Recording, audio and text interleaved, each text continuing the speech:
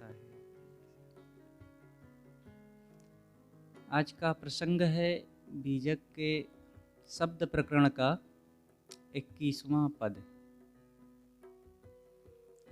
राम न रमसि कौन दंड लागा, मर जइबे का करिबे अभागा।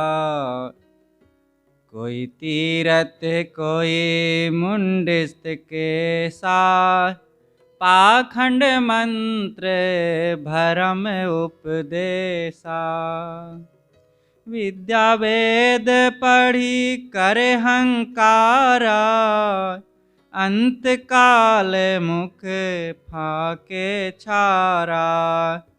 दुखित सुखित होए कुटुंब जवावे, मरण बार एक सर दुख पावे। कहीं कबीर आह कली है खोटी, जो राह कर वासो निकरे टोटी।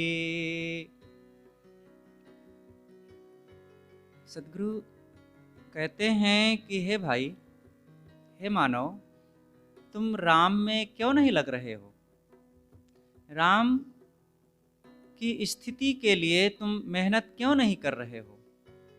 कौन सा तुम्हारे ऊपर दंड लगा हुआ, कौन सा अपराध जगा हुआ है?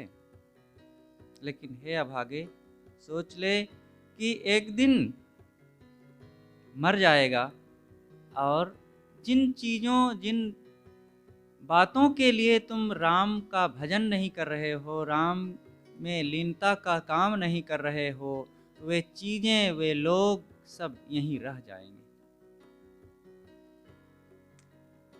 संसार में हर इंसान या कहें प्राणी मात्र को शांति की इच्छा है, तृप्ति की, पूर्णतः सुखी रहने की।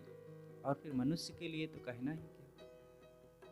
हर इंसान पूर्ण संतोष, पूर्ण आनंद, चिर शांति चाहता है।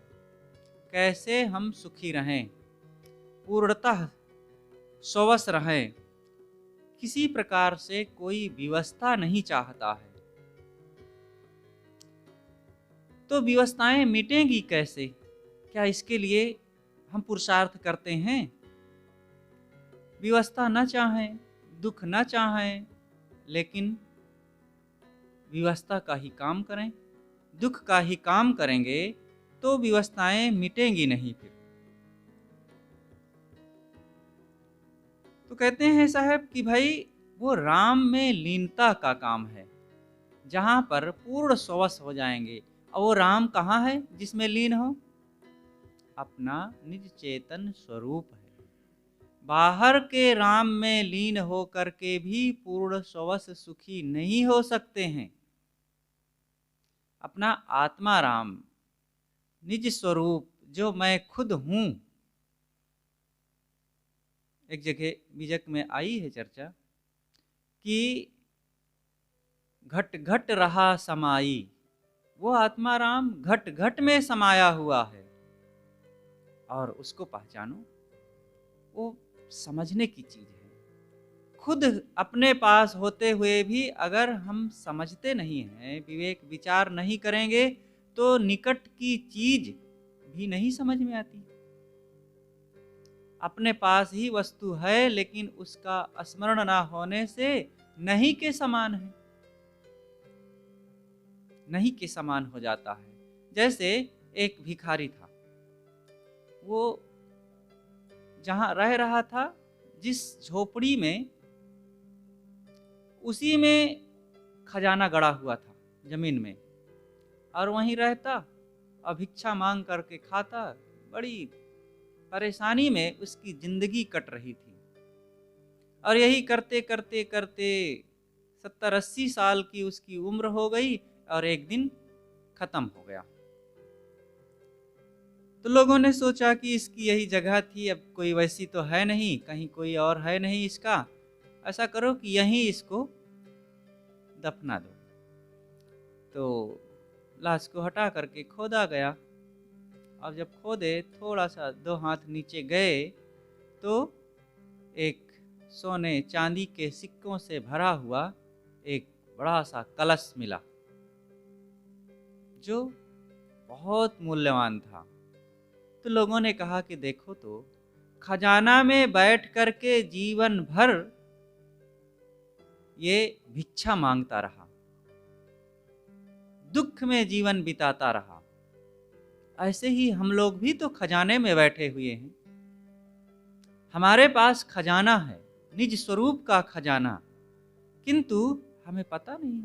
और पता न होने से अपने को दीनहीन, लाचार, दुखी, असमर्थ, कमजोर, असहाय मानते हैं कि मुझे कोई बाहर से देवता मिल जाए, भगवान मिल जाए, परमात्मा मिल जाए, स्वर्ग मिल जाए, या कृपा करने वाला मिल जाएगा, तब फिर मैं सुखी होऊंगा। इसलिए ये बाहर से पाने की, सुख की जो अपेक्षा है उसको छोड़ें। बाहर से कोई मिलने वाला नहीं है, बाहर से कोई हमें सुखी बनाने वाला नहीं है। अपने निज तत्व को जाने, जो चाहो निज तत्व को, तो शब्द ही लेहु परख। साहब ने कहा है, शब्द हमारा आदि का, शब्द पैठा जीव, फूल रहन की टोकरी, घोरे खाया घीव। ये शब्द जो हम कह रहे हैं, जो ज्ञानियों ने, महापुरुषों ने, संतों ने, गुरुजनों ने शब्द कहा है, शब्द का मतलब ज्ञान के शब्द, कल्याण के शब्द, साधना शांति के शब्द को गुरुजनों ने कहा, तो वे शब्द कल्याण के हैं। कल्याण का मतलब जीव के तत्व को याद दिलाने वाले। शब्द हमारा आदि का, आदि, आदि माने होता है मूल, शुरुआत, मतलब जीव के स्वरूप की याद कराने वाला। जीव ही तो सबकी शुरुआत है, सारे कर्मों की, सारे बाहर ज्ञान विज्ञान की शुरुआत जीव है। जीव ही हर चीज के बारे में सोचता है। और ये देखो, ये माइक है, ये मोबाइल है, ये दीवार है, इसको बनाने के लिए किसने सोचा? जीव ने सोचा, जीव ने बनाया, और जीव ही उपयोग कर रहा है। तो जीव सबके आदि का तत्व है, आदि की चीज है, और जीव की कभी शुरुआत हुई नहीं। जो सब चीजों की शुरुआत करने वाला है और जिसकी कभी शुरुआत नहीं होती है, वह है जीव। जीव जो ज्ञान विज्ञान का काम करता है और उसके बारे में सोचता, मनन चिंतन करता है, और जीव के बारे में कोई नहीं सोचता है। जीव सबके बारे में सोचता है, लेकिन जीव के बारे में कोई नहीं सोचता है। अब जीव के अलावा है कौन जो सोचे? जीव के अलावा चेतन, जड़ है। जड़ कौन है? मिट्टी, पानी, आग, हवा। तो जीव, मिट्टी, पानी, आग, हवा, ये चार तत्व हैं, और इनके अनेक कारण, कार्य पदार्थ हैं। अजीव इन सब के बारे में सोचता है, लेकिन ये सभी, चाहे वे कारण रूप में जड़ हो या कार्य रूप में पदार्थ हों, कोई जीव के बारे में सोचता है? ये माइक है, ये कार्य है, कारण इसका मिट्टी है। ये मकान है, एक कार्य है, कारण इसका मिट्टी है। नदी एक कारण है, और बहता हुआ पानी एक कार्य है। तो ये सब कोई जीव के बारे में सोचते हैं? अजीव सबके बारे में सोचता है। जीव हिताहित के बारे में, और अपने दुख सुख के बारे में, ज्ञान अज्ञान के बारे में, संयोग वियोग के बारे में, सबके बारे में सोचता है। इसलिए जीव श्रेष्ठ है, जीव ही महान है। हर इंसान को अपने आप को पहचानना चाहिए, हम ही तो जीव हैं। तो सद्गुरु कहते हैं, तुम अपने आप में लगो, अपने आप को पहचानो। राम शब्द साहब ने बारंबार जीव के लिए प्रयोग किया, कहीं कहीं निषेधात्मक के रूप में प्रयोग किया है बीजक में राम शब्द, लेकिन अधिकतम स्वीकार भाव में और आत्म स्वरूप के बारे में प्रयोग किया है बारंबार। और देखिए साहब के ज़माने में अनेक परंपराएं थी। वैष्णव परंपरा थी, वैष्णव लोग उनके अंग संग लगे रहते थे। और वैष्णव स्वामी रामानंद उनके समय में थे ही, उनके पास साहेब जी आया जाया करते थे। तो स्वामी रामानंद जी का तो शरीर छूट गया, बाद में उनके शिष्य और भी अनेक संत सब साथ में रहना बसना आना जाना मिलना जुलना होता ही रहता था। तो उनकी शब्दावलियाँ उनके विचारधाराओं से सदगुरु कबीर परिचित थे। तो जहाँ जो रहता है, जिनके आसपास रहता है, उनके शब्दों का प्रयोग भी करता है। और ऐसा करने से उनको संतोष भी होता था और इससे आपस का मेल मिलाप बना रहता था। सत्संग ज्ञान विचार की चर्चाओं में सुविधा होती थी, तो साहब उनके शब्दों का प्रयोग करते थे। लेकिन इसका मतलब ये नहीं कि अपने सिद्धांत में वे परिवर्तन कर देते थे, ऐसा नहीं। उनके शब्दों को लेते थे लेकिन उसका अपना अर्थ देते थे। वे लोग तो बाहर श्री राम को इष्ट मानते हैं, उपास्य मानते हैं कि महाराज श्री राम जो अयोध्याधीश दशरथ सुमन श्री राम जी हैं, वे हमारे इष्ट हैं। लेकिन सदगुरु कहते हैं कि वे एक देहधारी थे और राजकाज करके और सब प्रकार की अपनी मर्यादाओं को, पारिवारिक और व्यवहारिक मर्यादाओं को निभा करके चले गए। अगर उन्होंने कुछ ज्ञान विचार का आदर्श दिया तो यही है कि अपने आप को पहचानो, क्योंकि जो हृदयधीश, हृदय में बैठा हुआ राम है, वो सबका इष्ट हो सकता है। श्री राम जी को कितने लोग मानेंगे? मान लो जो एक वैष्णव परंपरा है वो मान रही है, और भी कुछ लोग मान लेंगे, लेकिन बौद्धिस्ट तो नहीं मानेंगे, जैनी तो नहीं मानेंगे, कृष्ण उपासक तो श्री राम को नहीं मानेंगे, मुस्लिम तो नहीं मानेंगे, ईसाई तो नहीं मानेंगे, यहूदी भी नहीं मानेंगे। बहुत बड़े एक समाज संसार में है जो श्री राम को अपना उपास्य नहीं मानेगा। लेकिन आत्मा राम की बात कहें तो आत्मा राम को सब मानते हैं। कोई कहता है कि नहीं मानता हूं आत्मा को, ना मानते हुए भी वो मानता है, क्योंकि अपना खुद आत्मा है, चेतन है, और अपने आप को कोई कैसे छोड़ सकेगा। तो बाहर का हाथ पैर वाला राम, देहधारी राम, वो सबका इष्ट नहीं हो सकता है। इष्ट होता है आत्मा, निज स्वरूप चेतन।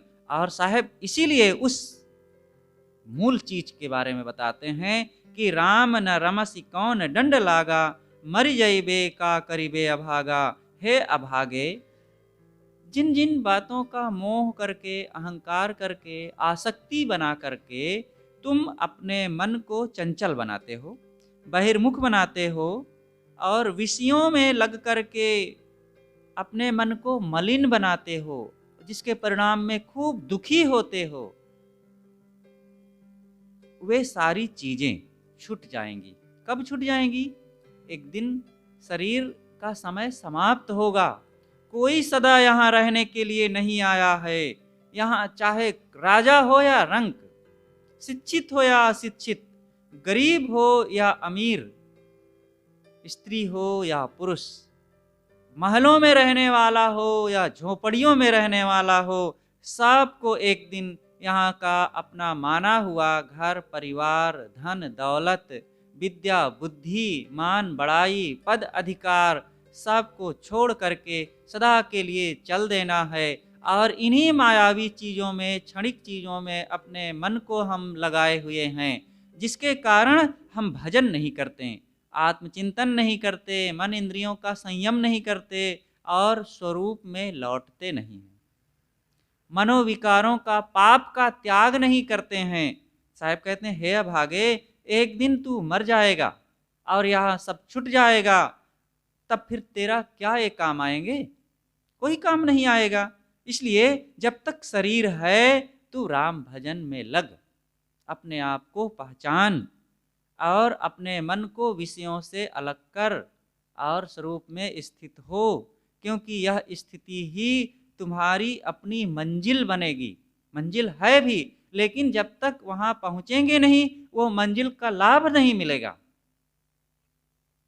अब और विस्तार से बताते हैं कि राम भजन ना करने का क्या परिणाम है, आदमी कहाँ कहाँ भटकता है, कैसे संसार में अपने समय को बिताता है। कोई तीरथ कोई मुंडित केसा, पाखंड मंत्र भरम उपदेशा। तीर्थों में जाकर के कोई स्नान करके, जल चढ़ा करके, फूल चढ़ा करके पाप काटना मानते हैं कि मेरे पाप इससे कट जाएंगे, सब पाप काटना चाहते हैं।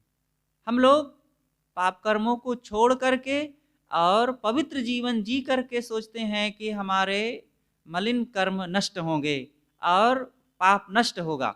लेकिन दूसरे लोग क्या मानते हैं, जो राम भजन नहीं करते, स्वरूप का चिंतन नहीं करते, गुरु भक्ति और सत्संग में नहीं लगते, वे कैसे पाप काटना चाहते हैं। कहते हैं कि हम गंगा स्नान कर लेंगे हमारा पाप कट जाएगा। गंगा मैया सबके पाप को धो देती है। एक बार की बात, एक महात्मा जी ट्रेन में यात्रा कर रहे थे, तो जहाँ बैठे थे वहीं बहुत लोग तीर्थ यात्री बैठे हुए थे। सब जा रहे थे गंगा स्नान करने, मकर संक्रांति का पर्व आने वाला था। तो देखे कि जो यात्री थे ट्रेन में बैठे हुए थे महात्मा जी के सामने, अब वो कोई सिगरेट पीने लगा तो कोई और कुछ करने लगा।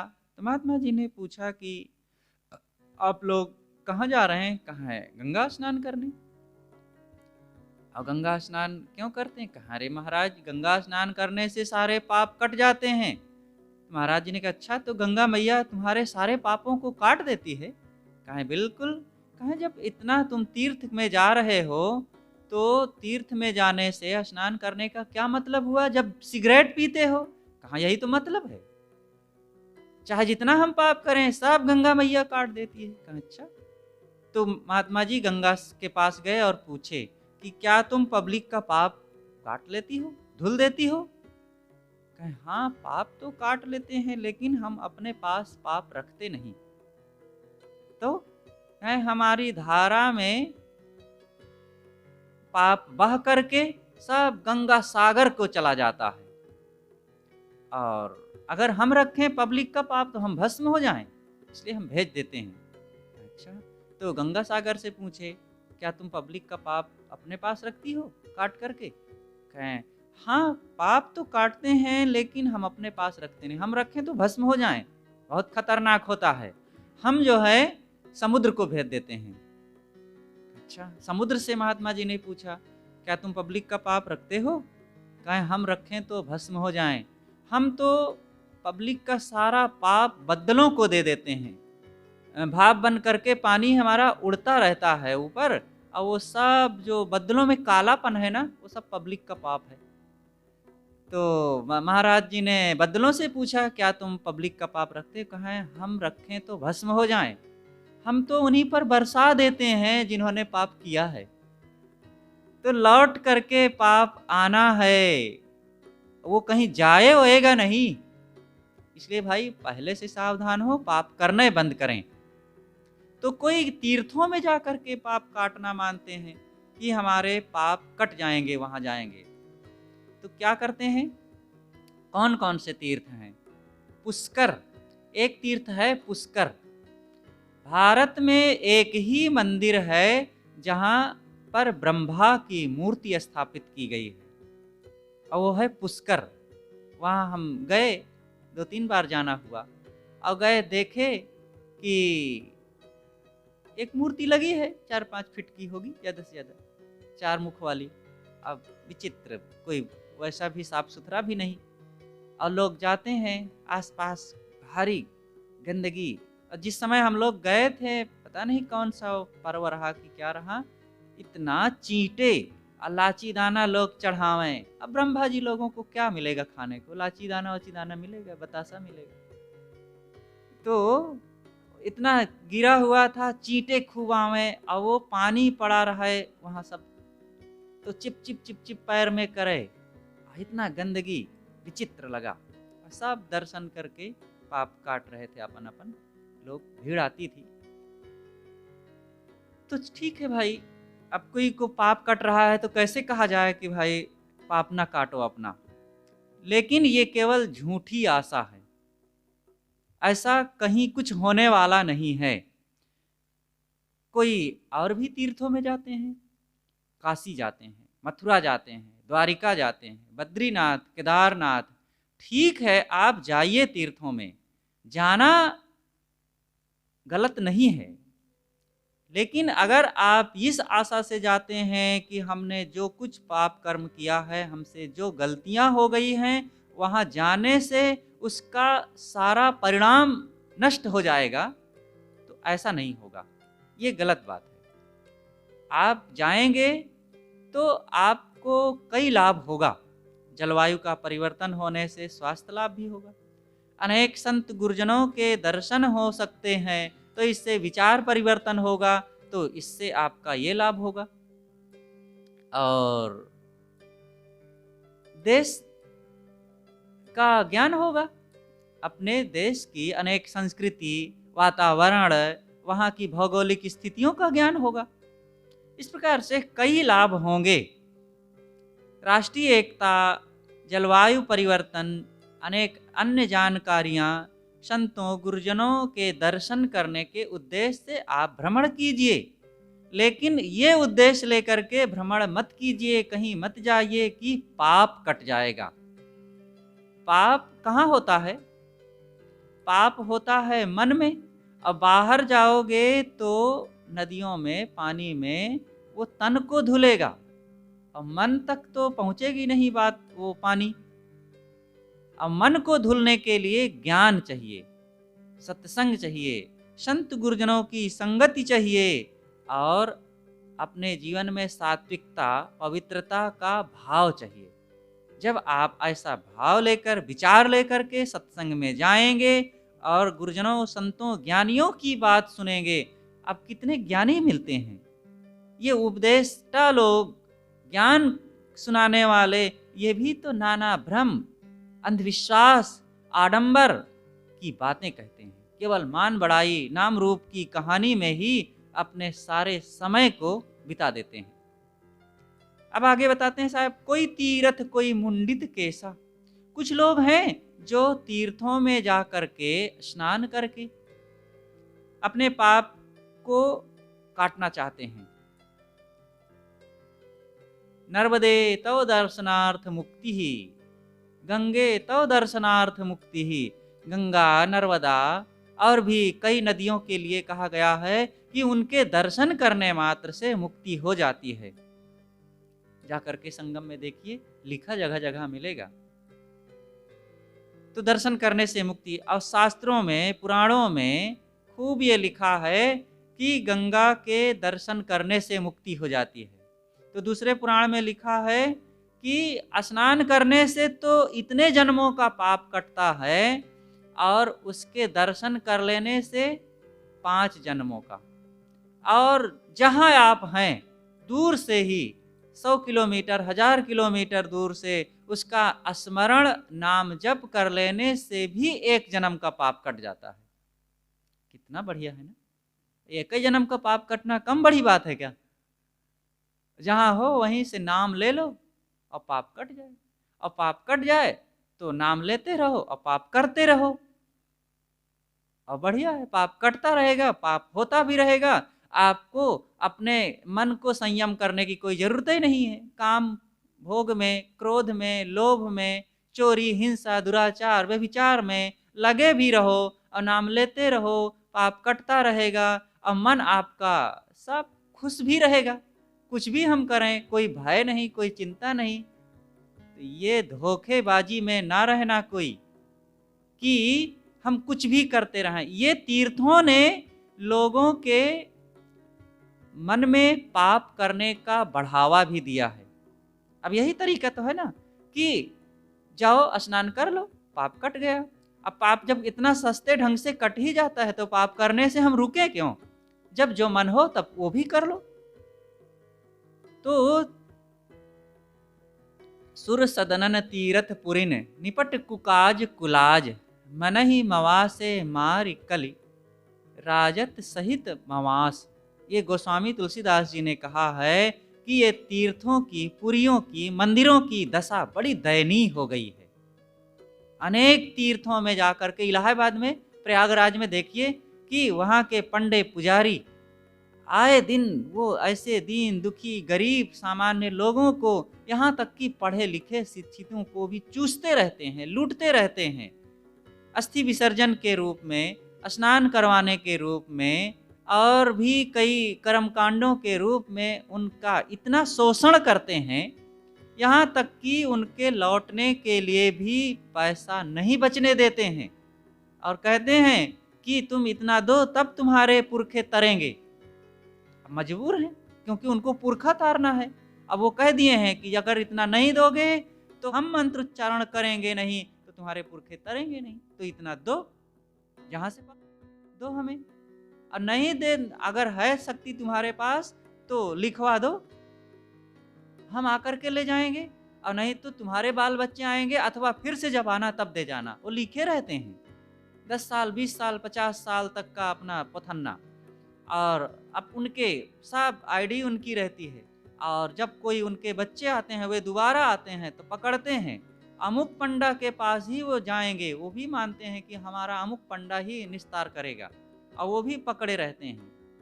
बड़ा मुश्किल है भाई, ये पाप कटवाने का चक्कर, इन तीर्थों में क्या क्या तमाशा हो रहा है। और इतना ही नहीं, सारे दुष्कर्म हो रहे हैं।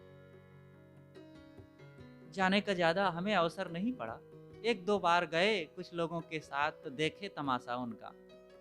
यद्यपि वे जैसे जाने कि ये साधु हैं और कबीरपंथी हैं, जान गए वे कपड़े से, तो ज़्यादा छेड़ना नहीं चाहे वे, परेशान है कि, लेकिन वो फिर भी भक्तों को के पीछे पड़े रहे, और ये करो, इतना दो, और जैसे उनको हम कहे तो फिर चुप हो गए, ज़्यादा नहीं फिर ले पाए। हाँ, ट्रेन में भी जा कर के वो 10-15 किलोमीटर 25 किलोमीटर पहले से ट्रेनों में लगे रहते हैं। इधर से छत्तीसगढ़ से जब आते हैं हम लोग तो शंकरगढ़ मानिकपुर से ही पकड़ने आते हैं। आप लोग कौन पंडा के पास जाओगे तो पकड़ लेते हैं वहीं से। तो साहब कहते हैं कोई तीर्थों में जा कर के अपने पाप काटने के लिए यात्रा करते हैं, और दूसरे क्या करते हैं, कोई मुंडित केसा। और कुछ लोग होते हैं कि जा कर के कहते हैं कि प्रयागराज में अगर मुंडन करवा लिए तो पाप भस्म, एकदम पाप रहित आप हो जाएंगे। ये प्रयाग का स्थान जाते ही वहाँ आपको पाप छू नहीं जाएगा। और मुंडन करा लिए हैं तब तो फिर क्या पूछना। पाखंड मंत्र भरम उपदेशा। अब आगे साहब कहते हैं कि इन जगहों में, तीर्थों में क्या करते हैं, और अथवा आदमी कहाँ कहाँ भटकता है, मनुष्य के भटकाव की बातें साहब बताते हैं। पाखंड मंत्र, ये पाखंड पूर्ण मंत्रों को संसार में बहुत फैलाया गया है। मंत्र का अर्थ होता है मननात मंत्र, जो मनन पूर्वक जिसका कोई गहरा अर्थ निकले, ऐसे विचार, ऐसे कोई सूत्र का मनन चिंतन करना, ये मंत्र तो ठीक है, जिसमें कल्याण की, शांति की, एकता की, प्रेम की और स्वरूप ज्ञान की कोई बात हो और उसका मनन चिंतन किया जाए, संतों गुरुजनों ने हमें बताया हो, उसको स्मरण करने के लिए तो ठीक है, वो मंत्र है। लेकिन अब मंत्र के नाम पर मंत्र को भी ऐसा भयंकर एटम बम मान रखे हैं कि अमुक मंत्र का जाप करो तुम्हारा पाप भस्म हो जाएगा। एक जगह की बात है, वहां पर लोग जाते रहते हैं और वहां रेडीमेड मंत्रों का कार्ड बनाए रहते हैं। तो कोई गया कि महाराज जी इस साल खेती अच्छी नहीं हुई है, तो ये मंत्र ले जाओ, तुम्हारी सब धन धान की संपन्नता हो जाएगी, इसका जाप करो। महाराज परिवार में प्रेम नहीं रहता है, तो ये मंत्र का जाप करो, तुम्हारा सब ठीक हो जाएगा। महाराज तबीयत कम ठीक रहती है, तो ये वाला मंत्र का जाप करना, तबीयत ठीक हो जाएगी। महाराज बैल खो गया है, तो ये मंत्र का जाप करो, बैल मिल जाएगा। क्या तमाशा है। ये भीड़ तो वहां आएगी, लोग आएंगे तो पैसा भी खूब आएगा, लेकिन भीड़ आकर के हम भीड़ बढ़ा लें और भीड़ आवे खूब, इससे हमें पैसा मिल जाएगा और उन लोगों को क्या मिलेगा?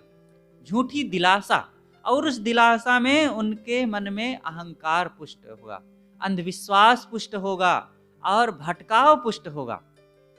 इसलिए उन गुरुजनों को चाहिए जो संसार में सबको ज्ञान का रास्ता बताने के लिए जिनको जिम्मेदारी मिली हुई है, कल्याण का रास्ता, शांति का रास्ता उनको बताने की जिम्मेदारी मिली है, और लोग उनको श्रद्धा से देखते हैं, उनके पास जाते हैं, उनसे आशा करके जाते हैं कि इनसे हमारा उद्धार होगा।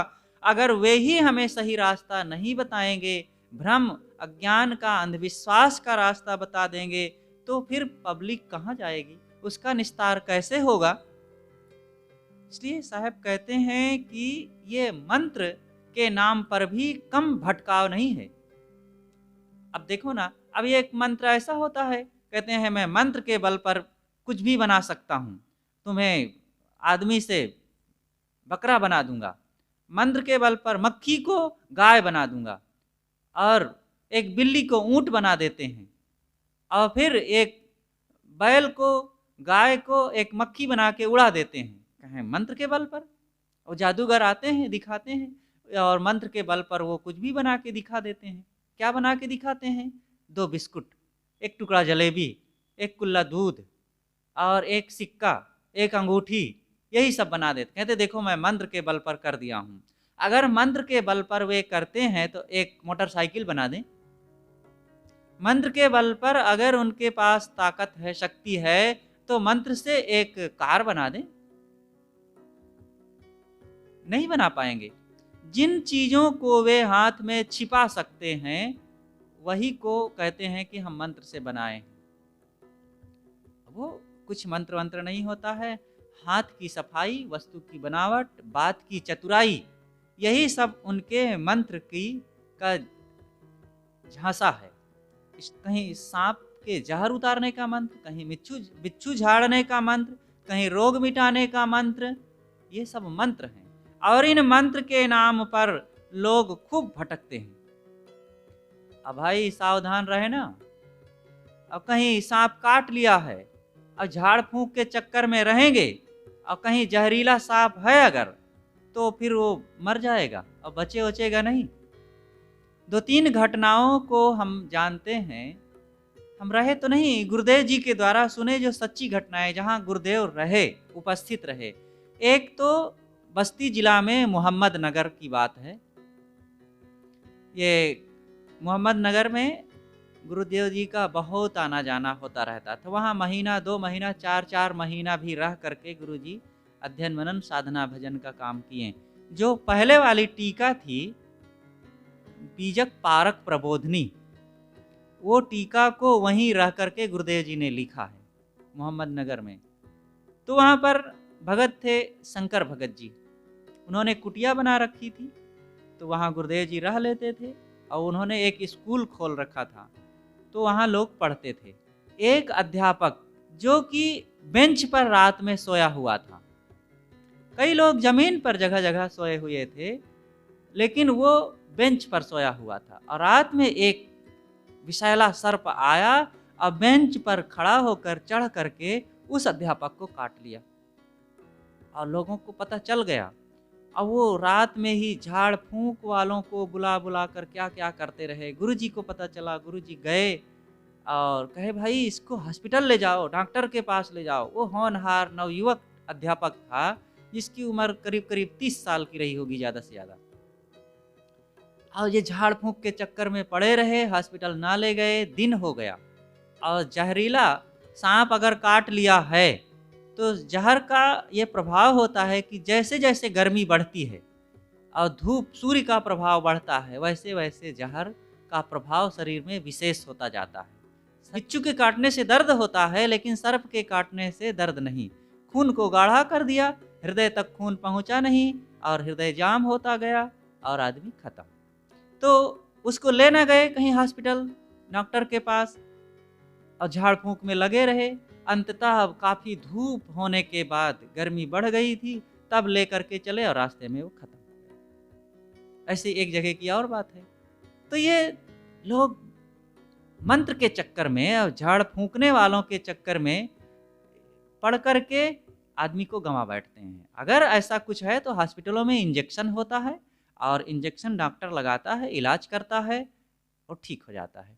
हम लोग देहरादून में थे, एक नवयुवक था, बरसात के समय में खेत में पानी लगाने के लिए हो गया था और एक छोटा सा सर्प उसको काट लिया और वो लापरवाही किया और पानी बरसता था, भीग भी गया था, धान में खेत में काम भी किया था और सोचा कुछ नहीं होगा, एक छोटा सा बच्चा है। और पानी के बहाव में बहते हुए वो आया था और जैसे आया तो लिपट गया और काट लिया हाथ में। तो लापरवाही किए, कुछ ना हुआ। लेकिन दिन में काटा था शाम को और रात हो गई, रात भर बीत गया और काफ़ी उसके अंदर अब चक्कर वक्कर आने लगा और सुबह होते होते वो काफ़ी बढ़ गया। फिर हॉस्पिटल ले गए। तो जब ले गए हॉस्पिटल तो फिर तब तक काफ़ी कुछ बेहोशी और मूर्छा आ गई थी। लेकिन फिर उसके अंदर जहर का प्रभाव हो जाने से डॉक्टरों ने इलाज तो किया, किंतु 7 दिन तक हॉस्पिटल में रखना पड़ा था। 7 दिन बाद फिर ठीक हुआ। हम लोग उसी समय पहुंच गए थे, हम लोग भी हॉस्पिटल देखने गए उसको। इस प्रकार लोग ये सब भ्रम में पढ़ करके, ये मंत्र वंत्र के चक्कर में लोगों को गंवा बैठते हैं। तो ये सब में भटके नहीं। भ्रम उपदेशा, कितने गुरुओं के उपदेश भ्रमपूर्ण होते हैं। ऐसे कथावाचक हैं तमाम, वो देवी देवता की महिमा की कहानी सुना सुना करके समय को बिताते रहेंगे और लोगों को कोई रास्ता नहीं मिलता है ज्ञान विचार का। कितने तो कहानियां सुना कर, राजा रानी की कहानियां और महिमा की कहानियां, तीर्थों की कहानियां, ब्रह्मा विष्णु महेश की कहानियां, आकाश पाताल के कुलावे एक में मिलाते रहेंगे और समय बिता देंगे और पब्लिक का कोई लाभ नहीं। न दया, न क्षमा, न शील, न संतोष, न प्रेम, न एकता, न ज्ञान, न विवेक, न विचार और न साधना संयम की बातें, कोई चर्चा ऐसी नहीं सुनाते हैं, बस केवल किस्से कहानियां। तो ऐसे भ्रमपूर्ण बातों से क्या लाभ होगा? अंधविश्वास चमत्कार की बातों से निकाल करके समाज को सही रास्ता बताना चाहिए और ये बता देना चाहिए कि तुम जो करोगे वो तुम्हें मिलेगा, कर्मों का फल मिलता है।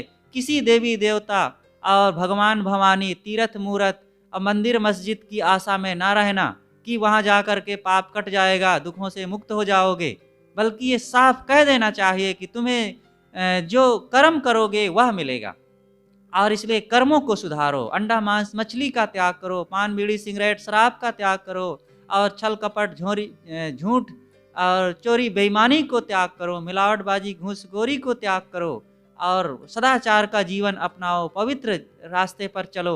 ऐसा बता करके सबको सदपथ पर लाना चाहिए, लेकिन ये ना करके केवल अज्ञानपूर्ण महिमा की बातें, भ्रमपूर्ण बातें, तीर्थ की यहाँ वहाँ की कहानियाँ सुना करके पब्लिक को केवल खुश करने के चक्कर में पड़े हैं और इस खुश करने के नाम पर दोनों खुश हैं। इनको धन मिल गया, मान बड़ाई मिल गई और उनको सस्ते में पाप कट गया, लेकिन दोनों आपस में गांठ जोड़ करके डूबते हैं।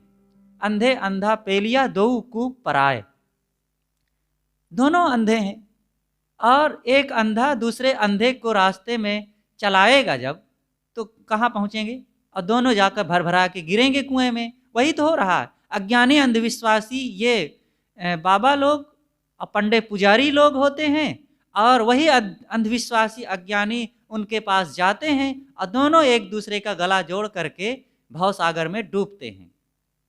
इसलिए इस भ्रमपूर्ण उपदेशों से निकल करके सही ज्ञान, विवेक ज्ञान में पहुंच करके हर नर नारी को, समाज को अपने कल्याण और सही रास्ते को पहचानना चाहिए। विद्या वेद पढ़ी करे हंकारा, अंत काल मुख फाके छारा। साहब कहते हैं कि अभी तक तो ये बातें बताएं कि कहाँ कहाँ भ्रमित हैं लोग, बाहर तीर्थों में और अनेक मंत्रोच्चारण में, मूड़ मुड़ाने में, पंडे पुजारियों के पास। अब सूक्ष्म बातें और बताते हैं कि कुछ लोग होते हैं विद्वान हो गए हैं पढ़ लिख करके, थोड़ा मंत्रोच्चारण करने लग गए हैं, शास्त्रों को पढ़ लिए, भाषा जान लिए हैं, तो अब इसका अहंकार कर रहे हैं। ये साहब जो हमारी ज़रूरत है ज़िंदगी की, उस पर प्रहार कर रहे हैं कि आदमी कैसे-कैसे भटकाव में जा कर के अपने समय शक्ति को बर्बाद करता है। कुछ लोग बाहर भटकते हैं, कुछ लोग विद्याभिमानी बन करके अब उसी का अहम लाद करके सत्य से दूर हो जाते हैं।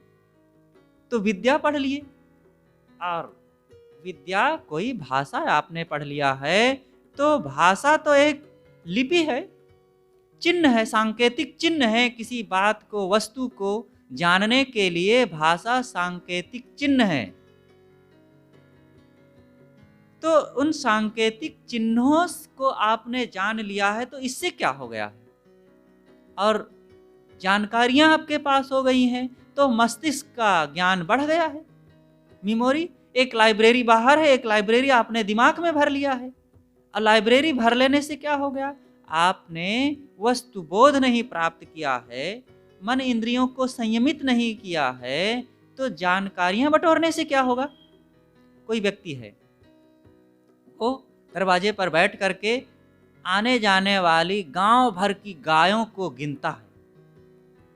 अब गिनने मात्र से क्या उसको एक कुल्ला भी दूध मिलेगा?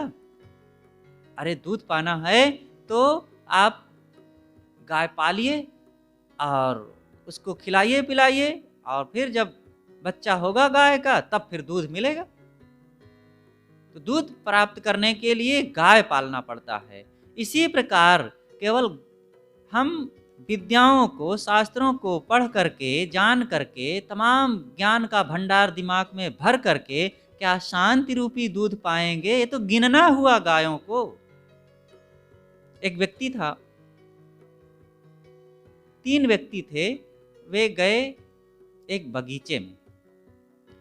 एक व्यक्ति तो बगीचे के हद को नाप रहा है, कितना लंबा चौड़ा बगीचा है, कितनी जमीन है, और कहाँ कहाँ टेढ़ी ज़मीन है, कहाँ कहाँ सीधी ज़मीन है, ये नापता रहा।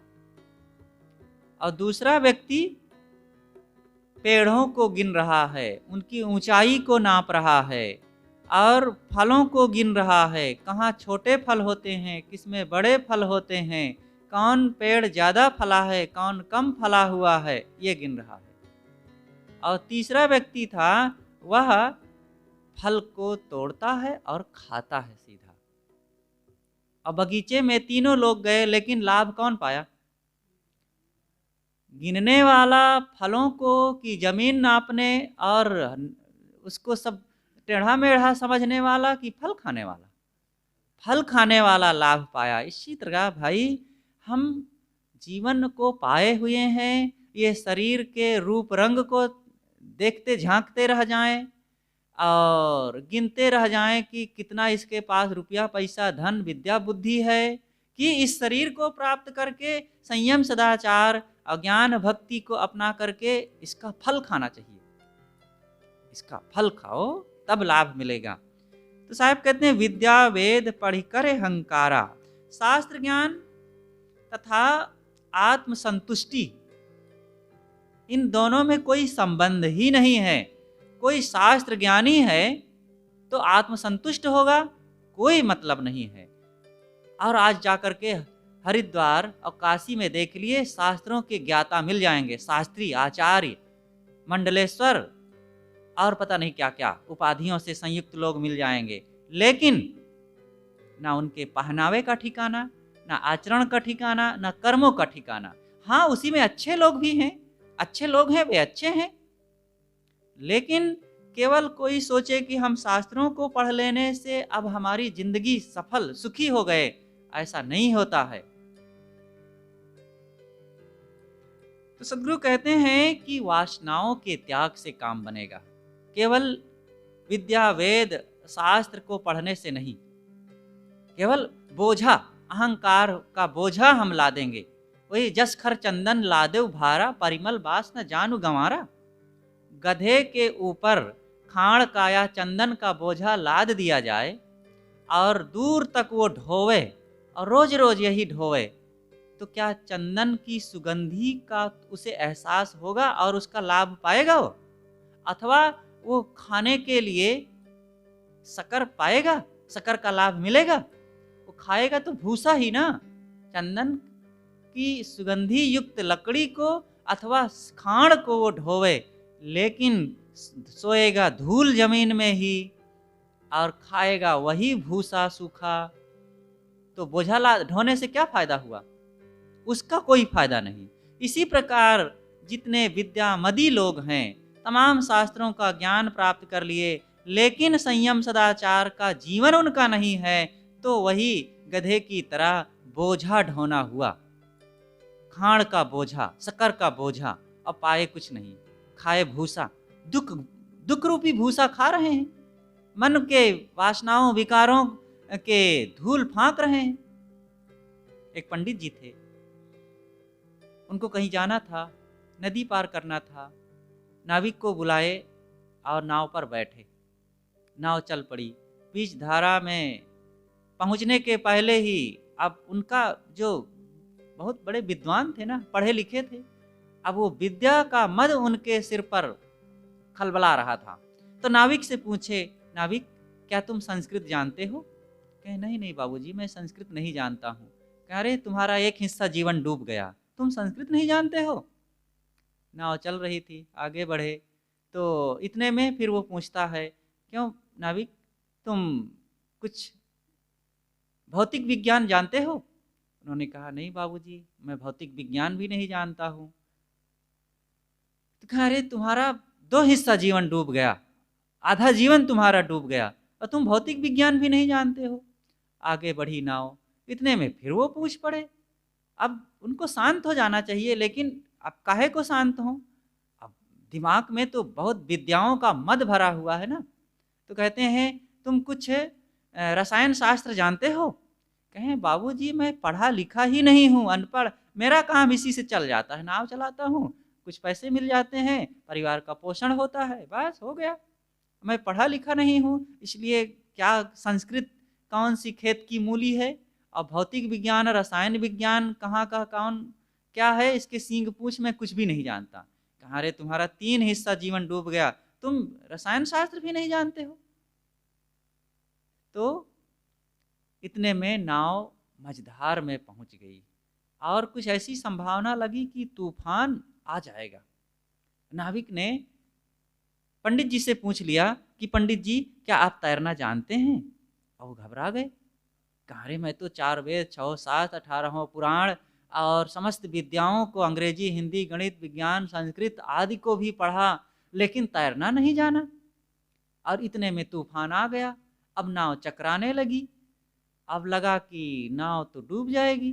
अब पानी भरने लग गया तो नाविक बांस बल्ली फेंका और कहा ये बात कि हम तो हुए तैर कर बाबू सरिता से उस पार, और जाने बिना तैरना बाबू सारी विद्या बेकार। और ऐसा कहा करके नाविक तैर करके तो उस पार चला गया, और पंडित जी को तैरना आता नहीं था और नाव डूबने लगी और सारी विद्या बुद्धि का मद लिए सिर में, और पंडित जी भी चले गए पानी के अंदर। किसका जीवन डूबा, पंडित जी का कि नाविक का? नाविक के लिए तो उन्होंने 1 हिस्सा 2 हिस्सा 3 हिस्सा ही बताए थे कि तुम्हारा डूब गया जीवन, और पंडित जी का तो पूरा का पूरा ही डूब गया।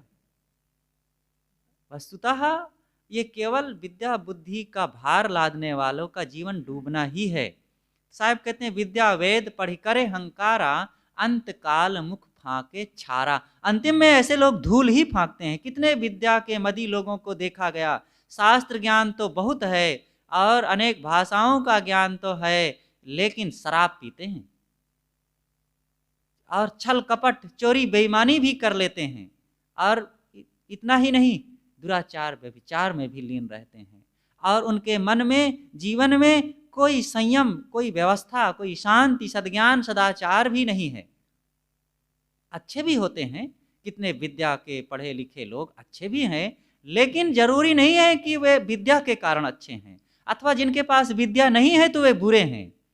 अनपढ़ आदमी भी एक से एक दिव्य देव स्वरूप होते हैं, और जो नहीं पढ़े लिखे हैं लेकिन उनके जीवन में संयम है, सदाचार है, त्याग है, प्रेम है, भक्ति है, निष्कामता है, तो देवता स्वरूप हैं वे, महान हैं, दिव्य हैं, कल्याण स्वरूप हैं वे। इसलिए इन विद्या वेद आदि के चक्कर में पड़ करके अपने जीवन को भ्रमित नहीं रखना चाहिए। ये उपनिषद में एक चर्चा आती है, नारद जी सनत कुमार के पास जाते हैं और सनत कुमार से कहते हैं, भगवान मैंने सुना है कि कुछ लोग होते हैं जो शोक से पार होते हैं और मैं शोक करता हूँ। तो सनत कुमार जी ने पूछा कि नारद यह तो बताओ कि तुम क्या क्या जानते हो। कहें भगवान ये मत पूछिए कि मैं क्या क्या जानता हूँ, मैं बहुत कुछ जानता हूँ। और फिर उन्होंने गिनाया कि मैं क्या क्या जानता हूँ।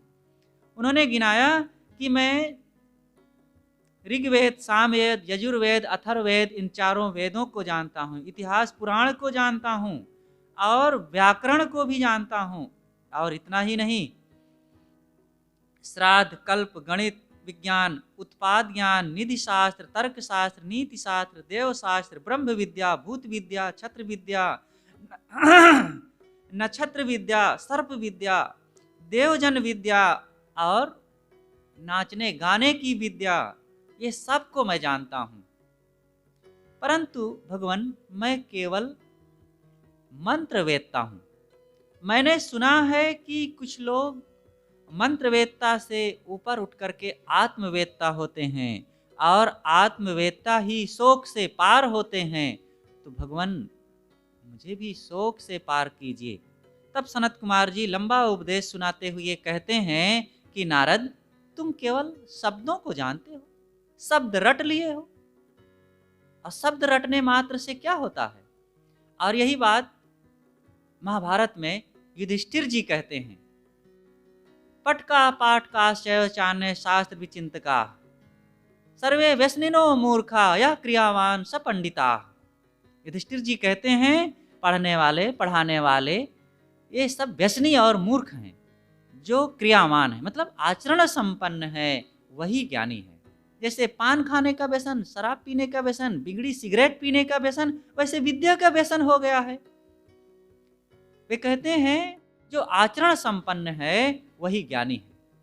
इसी तरह यहाँ सनत कुमार जी कहते हैं, नारद तुम केवल शास्त्रों को पढ़े हो, तो केवल मंत्र जानते हो, शब्द जानते हो, और इन शब्दों को जानने से काम नहीं बनेगा।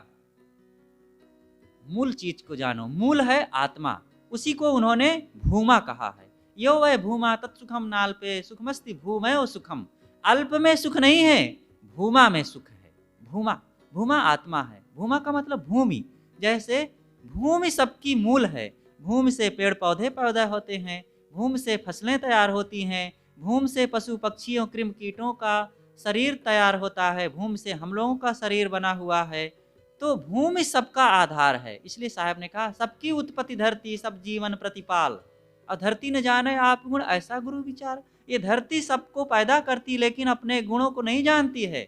जानने वाला तो आत्मा है। आत्मा तो आत्मा सबका आधार है। ये तो उदाहरण हुआ धरती, भूमि है, लेकिन ज्ञान विज्ञान का और कला कौशल का, शास्त्र और सदग्रंथों का उत्पादन करने वाला, उसकी रचना करने वाला, उस पर मनन चिंतन करने वाला आत्मा है। आत्मा सारे ज्ञान विज्ञान का आधार है, वो भूमि है। तो ऋषि कहते हैं सनत कुमार जी नारद से कि हे नारद तुम भूमा को समझो, अल्प को नहीं। अल्प ये धन दौलत रुपए पैसे मान बड़ाई पद विद्या बुद्धि अधिकार, ये सब अल्प हैं। अल्प में सुख नहीं, भूमा में लौटो। तो साहब कहते हैं कि विद्या वेद पढ़ी करे हंकारा, अंत काल मुख फाके छारा। दुखित सुखित होए कुटुंब जमावे, मरण बार एक सर दुख पावे। अनेक दुख पाप पुण्य करके आदमी अपने बाल बच्चों को धनी संपन्न बनाता है, लेकिन तुम जायज नाजायज कर्म करके अगर धन बढ़ाओगे, कमाओगे, बच्चों को संपन्न बनाओगे, तो बच्चे तो उसका उपयोग कर लेंगे, लेकिन उन कर्मों का फल तो तुम्हें भोगना पड़ेगा। इसलिए ये बात ठीक नहीं है। बच्चों को भी मेहनत करने दो, आप भी मेहनत करके धन कमाइए, और बच्चे बड़े होंगे वे भी कमाएंगे खाएंगे। उनको बिना मेहनत का बहुत धन बटोर बटोर कर देने की इच्छा ना करो। ऐसे नहीं तो वे दुष्कर्मी हो जाएंगे, विलासी भोगी उद्दंड हो करके स्वयं दुखी होंगे और तुम्हें भी दुख देंगे। तो मरण भार अक्सर दुख ऐसे लोग केवल दुख पाते हैं जो बहुत धन बटोरने और जायज नाजायज कमाने की चेष्टा करते हैं। अंतिम में साहब कहते हैं, कहाँ कबीर यह कली है खोटी, जो रहे करवा सो निकरे टोटी। ये कली, कली का मतलब पाप बुद्धि। कहते ना ये कलयुगी है। कोई आदमी बुरा कर्म किया, किसी ढंग से गलत रास्ते पर चला, कहते ये महाकलयुगी है। आज देखो कलयुग का जमाना लगा हुआ है। तो कली का मतलब है मलिन बुद्धि, पाप बुद्धि। तो साहब कहते हैं कि कहाँ है कबीर यह कली है खोटी, ये पाप बुद्धि, मलिन बुद्धि, दुष्कर्म के जो मन में तुम्हारा निश्चय है ये खोटा है, खोटी बात है, और इसको छोड़ो, और नहीं तो जो कर लोगे वही फल पाओगे। जो रहे करवा सो निकले टोटी। करवा एक बर्तन होता है, कई टोटियों का बर्तन होता है। तो उस करवे में जो भरेंगे वही तो निकलेगा। करवे में तेल भरेंगे तो तेल निकलेगा टोटी से, दूध भरेंगे तो दूध निकलेगा टोटी से, शहद भरेंगे शहद, और शराब भरेंगे तो शराब, और अमृत भरेंगे तो अमृत निकलेगा। ऐसे ही ये मन हमारा एक करवा है, और इसमें जो कर्म डालोगे उसके फल रूपी टोटी में से निकलेंगे वही। इसलिए हम अपने मन रूपी बर्तन में अच्छी चीज़ें डालें, संयम सदाचार सद्कर्मों का परिणाम डालें, तो हमारे जीवन में शांति के फूल खिले रहेंगे। तो सदगुरु कबीर इस बात में पहली बात बताए हैं कि राम भजन में लगो। राम आत्मा है और वो बाहर कहीं राम नहीं। तो इसलिए अपने स्वरूप को पहचानो, अपने स्वरूप में स्थित हो, और इसके लिए सत्संग में गुरु संतों की संगत में जा कर के तुम वो सद्बुद्धि प्राप्त करो, और फिर वैसे कर्म आचरण करोगे तो राम भजन का काम होगा। उसके बाद फिर राम भजन क्यों नहीं कर पाते हैं, वे सारे भ्रम, अंधविश्वास, अज्ञान, आडंबर और दुष्कर्मों को गिना करके हमें उनसे अलग होने के लिए प्रेरित करते हैं। तो हम उनसे अलग होकर के अपने जीवन को ऊंचा उठाएं। बस बोलिए सद्गुरुदेव की जय।